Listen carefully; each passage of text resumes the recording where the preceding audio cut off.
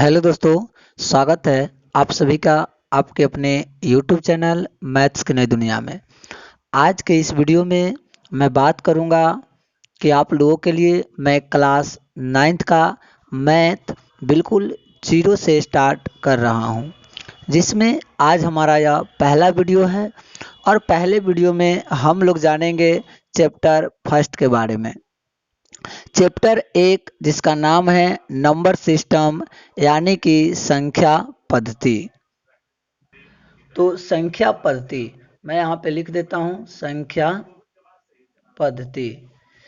इस संख्या पद्धति में सबसे पहले हम लोग विभिन्न प्रकार के नंबर्स के बारे में जानेंगे, यानी कि संख्या के बारे में जानेंगे। तो यह जो वीडियो है इंट्रोडक्शन वीडियो है कि चैप्टर में आपको पढ़ना क्या क्या है। उतना चीज जानने के बाद आप क्या करेंगे, वीडियो क्वेश्चन को सॉल्व करना स्टार्ट करेंगे। तो चलिए मैं पहले आपको इस चैप्टर का इंट्रोडक्शन अच्छे ढंग से दे देता हूं, ताकि आपको क्वेश्चन को आगे पढ़ने में, क्वेश्चन को बनाने में, क्वेश्चन को समझने में दिक्कत नहीं होगी। सबसे पहले बात करते हैं प्राकृत संख्या यानी कि नेचुरल नंबर्स के बारे में। प्राकृत संख्या इंग्लिश में आप इसे नेचुरल नंबर कहते हैं। तो प्राकृत संख्या क्या होती है? तो देखिए, गिनती की संख्याओं को प्राकृत संख्या कहा जाता है।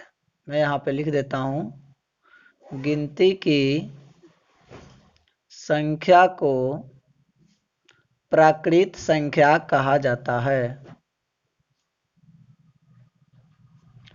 ठीक है, इसे n से सूचित किया जाता है। कैपिटल लेटर का n जो होता है उससे सूचित किया जाता है। तो इस तरीके से हम लिख सकते हैं n बराबर। अब आप कहिएगा गिनती की संख्या कहाँ से स्टार्ट होती है? क्या जीरो से? तो जी नहीं, गिनती की संख्या 1 से स्टार्ट होती है। तो n मतलब नेचुरल नंबर बराबर 1 2 3 4 5 6 डॉट डॉट डॉट, ये हो गया, अनंत तक जाएगा। तो ये हो गया नेचुरल नंबर। प्राकृत संख्या, गिनती की संख्या को प्राकृत संख्या कहते हैं। अब दूसरी बात, प्राकृत संख्या के बाद हम पढ़ते हैं दूसरा पूर्ण संख्या। पूर्ण संख्या इंग्लिश में इसे कहते हैं होल नंबर। ठीक है, तो पूर्ण संख्या क्या होते हैं? तो मैं आपको बता दूं कि जितनी भी गिनती की संख्या होती है उसमें जीरो ऐड कर देने से पूर्ण संख्या बन जाती है। तो यहाँ पर हम लिखेंगे प्राकृत संख्या और शून्य का सम्मिलित रूप पूर्ण संख्या कहलाता है। पूर्ण संख्या कहलाता है, यानी कि गिनती की संख्या में जब हम जीरो लगा देते हैं तो वो पूर्ण संख्या हो जाता है। इसे W से सूचित करते हैं। तो यहाँ पर क्या होगा, W इक्वल टू, यहाँ 1 से स्टार्ट हुआ था क्योंकि गिनती की संख्या थी, लेकिन यहाँ पर स्टार्ट जो होगा जीरो से होगा। तो 0 1 2 3 4 5 डॉट डॉट डॉट कहाँ तक जाएंगे? तो ये अनंत तक जाएगी। तो इस तरीके से हम लोग ये समझ गए। ध्यान रखिएगा, जीरो जो है प्राकृत संख्या नहीं है। जीरो क्या है? पूर्ण संख्या है, प्राकृत संख्या नहीं है। क्योंकि प्राकृत संख्या 1 से स्टार्ट होती है, तो जीरो कहाँ से आ जाएगा? चलिए अब आगे हम लोग देखते हैं तीसरा नंबर। तीसरा में सीखते हैं सम संख्या। बहुत सारे आप लोग जानते भी होंगे। सम संख्या क्या होती है? इसको इंग्लिश में कहते हैं इवन नंबर्स। ठीक है, तो सम संख्या वे संख्या जो 2 से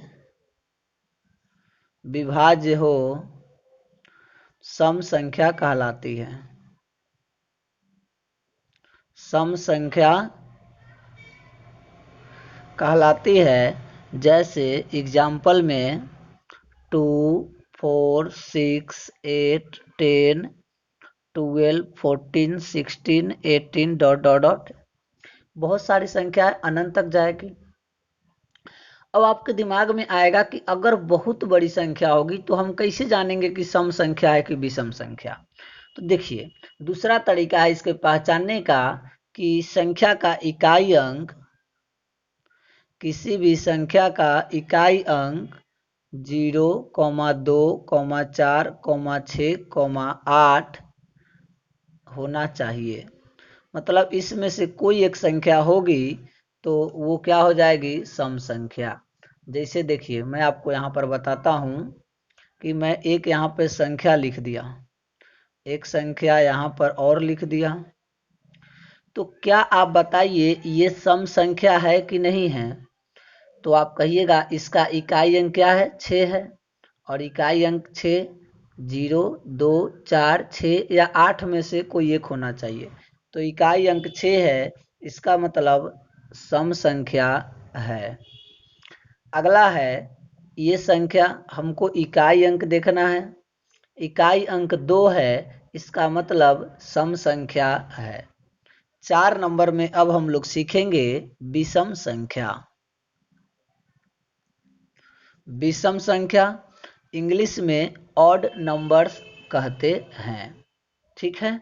तो देखिए, ऑड नंबर्स तो इसमें है कि जो संख्या 2 से विभाजित होगी, मतलब जिसमें 2 से पूरा पूरा भाग लग जाए, वो सम संख्या। अब वे संख्या जो 2 से विभाज्य न हो, विभाज्य न हो मतलब जिसमें 2 से भाग नहीं लगता हो, क्या कहलाती है, विषम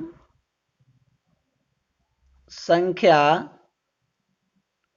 कहलाती है, ठीक है। अब इसके हम लोग उदाहरण देख लेते हैं।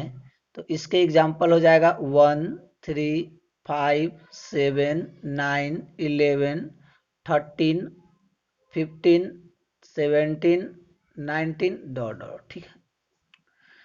या कहिएगा अगर बड़ी से बड़ी संख्या होगी तब कैसे पहचानेंगे। तो देखिए, कोई भी संख्या हो जिसका इकाई अंक 1 हो, 3 हो, 5 हो, 7 हो या 9 हो, तो वो संख्या क्या होगी, विषम संख्या हो जाएगी। चलिए एग्जाम्पल से हम लोग समझते हैं। यहाँ पर मैं आपको 2 एग्जाम्पल दे रहा हूँ। मैं आपसे पूछूंगा ये जो संख्या है ये सम है कि विषम है। तो आप कहिएगा इकाई अंक देखिए, तो इकाई अंक इसका 3 है। तो वे संख्या जो 2 से विभाज्य न हो या जिसका इकाई अंक 1, 3, 5, 7 या 9 हो। तो इस संख्या में जब आप 2 से भाग दीजिएगा तो पूरा पूरा भाग नहीं लगेगा, और इसका इकाई अंक भी 3 है, इसलिए यह विषम संख्या है। इसमें देखिए, 2 से भाग दीजिएगा तो पूरा पूरा भाग लग जाएगा, और दूसरा तरीका 1, 3, 5, 7 या 9 में से ये जो है इकाई अंक कोई भी नहीं है, इसका मतलब ये सम संख्या है और ये विषम संख्या है। तो हमने 4 संख्या पढ़ लिया। अब अगला संख्या पढ़ते हैं, अभाज्य और यौगिक संख्या। 5 में अभाज्य संख्या, इंग्लिश में इसे कहते हैं प्राइम नंबर्स। तो देखिए, एक से बड़ी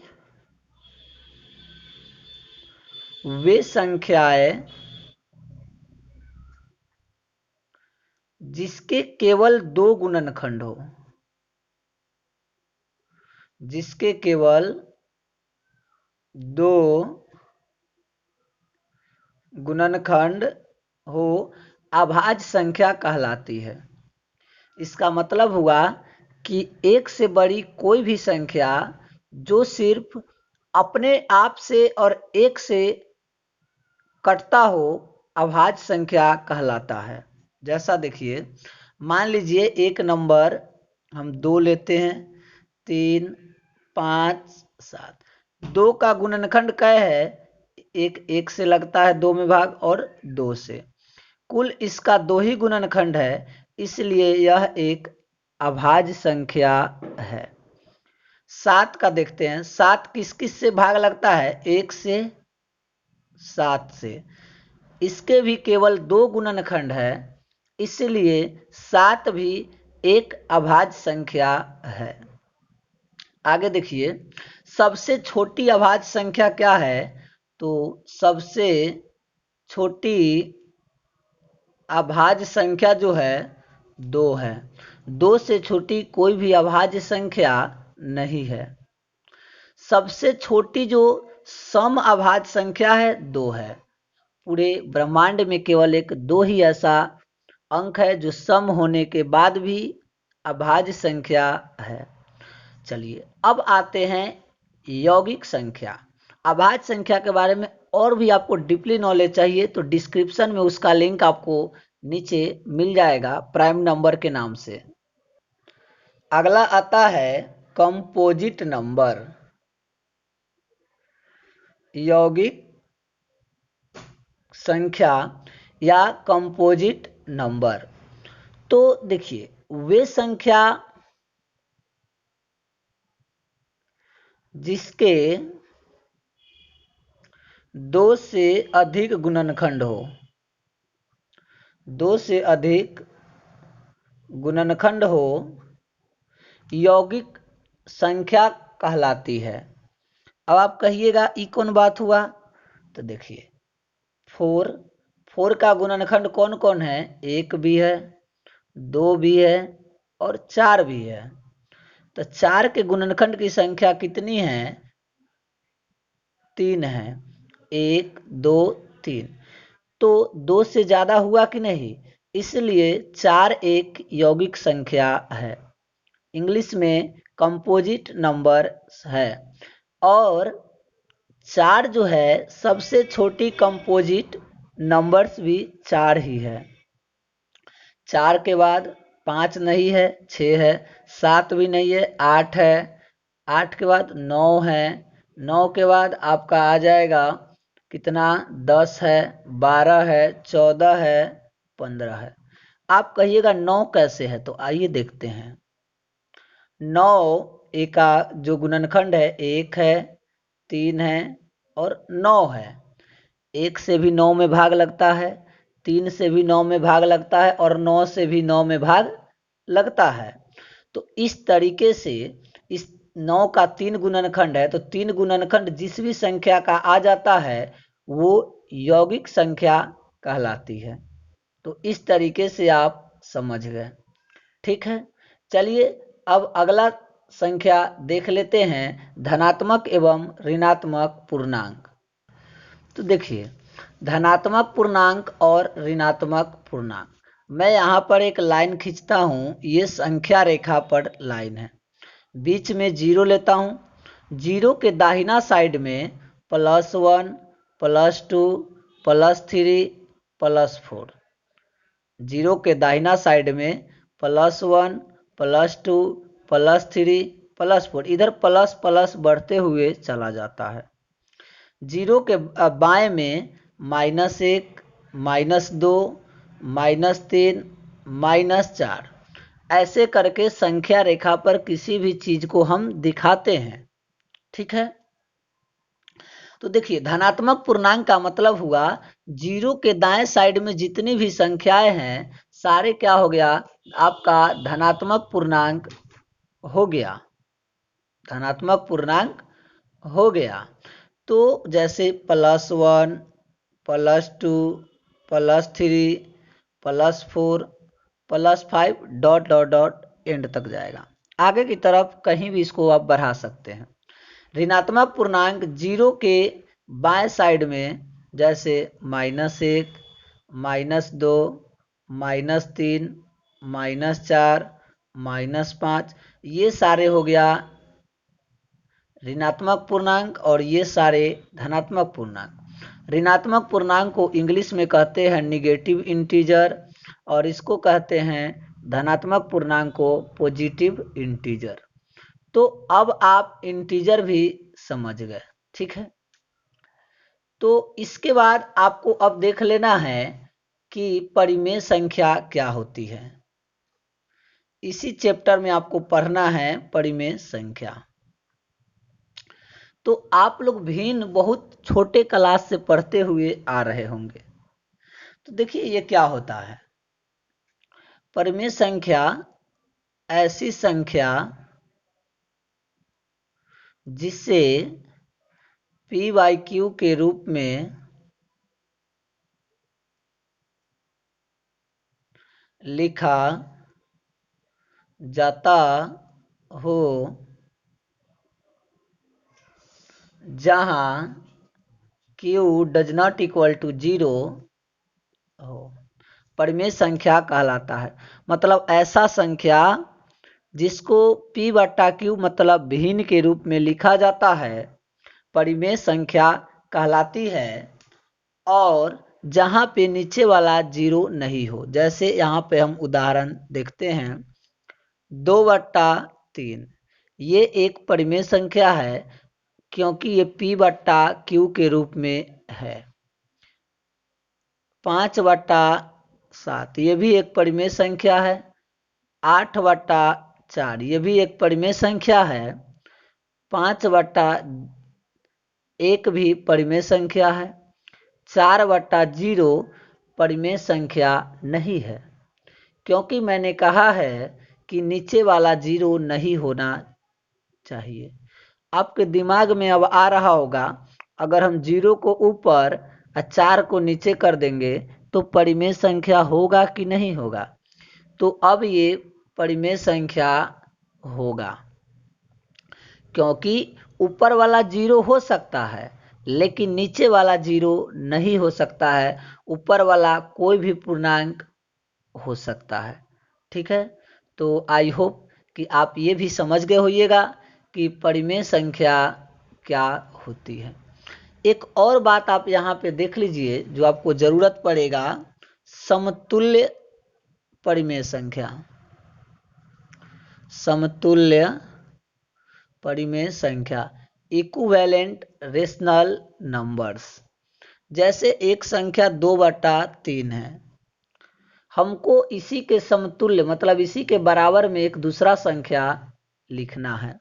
तो हम 2/3 को ऊपर भी 2 से गुना और नीचा भी 2 से गुना करके 2 दूनी 4, 3 दूनी 6 लिख सकते हैं। ये 2/3 के ही समतुल्य है। कहिएगा हम कैसे मान ले? तो इसको 2 से भाग देंगे तो 2, इसको 2 से भाग देंगे तो 3, 2/3 आया। तो यह संख्या को ना हम ये लिख सकते हैं। एक और लिख देते हैं, तो 2 गुना 3, ऊपर वाले को 3 से गुना तो नीचे वाले को भी 3 से गुना किया। ऊपर को 2 तिया 6, नीचे 3 तिया 9। 2/3 के समतुल्य एक संख्या ये भी है। समतुल्य कहने का मतलब है कि उस समान संख्या से ऊपर नीचे गुना कर देने पर एक संख्या जो मिलती है वो समतुल्य संख्या ही होती है। तो इस वीडियो में हम लोग सीखे इंट्रोडक्शन में कि नंबर्स के बारे में जो आपको इस चैप्टर में ज़रूरत पड़ेगा। तो इस वीडियो में मैं यहीं तक रहने देता हूं। आशा करता हूं कि वीडियो अच्छा लगा होगा। तो प्लीज़ वीडियो को लाइक कीजिएगा, चैनल को सब्सक्राइब कीजिएगा। आपको क्लास 10 तक का, उसके बाद कंपटीशन का मैथ, जो भी टॉपिक आपको ज़रूरत होगा आप कमेंट करिए, उसका वीडियो आपको ज़रूर मिल जाएगा। Thank you watching for this video.